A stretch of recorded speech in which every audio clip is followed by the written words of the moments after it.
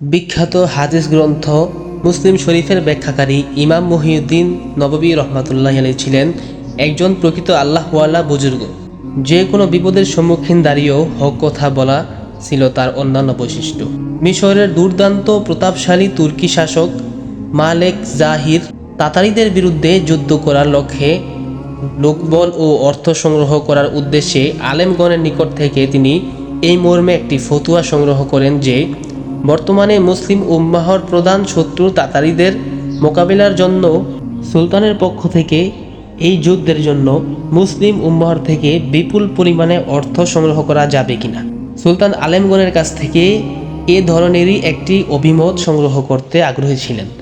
তিনি তার লোকজনকে জিজ্ঞাসা করলেন, অভিমতটিতে আলেমগণ সবাই স্বাক্ষর করেছে কিনা। লোকেরা বলল, সবাই স্বাক্ষর করেছে, কিন্তু শুধুমাত্র মুহিউদ্দিন নববী রহমতুল্লাহ আলাইহি স্বাক্ষর করেনি। সুলতান তৎক্ষণাৎ ইমাম নববীকে হাজির করার নির্দেশ দিলেন। ইমাম সাহেব কেন স্বাক্ষর করেননি, এজন্য কৈফিয়ত তলব করা হলো।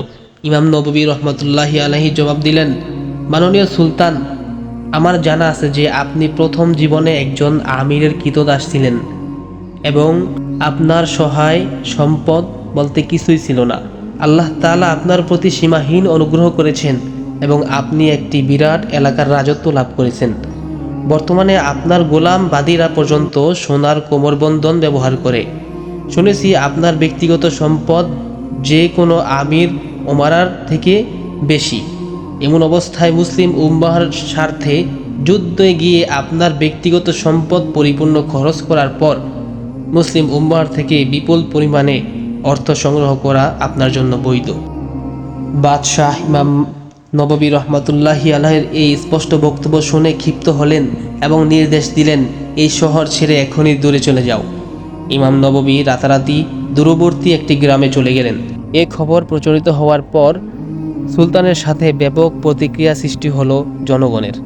আলেমগণ সুলতানের সাথে সাক্ষাৎ করে বলল, হে আমির, আপনি যে আলেমকে শহর থেকে তাড়িয়ে দিয়েছেন, সে আলেম বিশ্ববিখ্যাত একজন আলেম।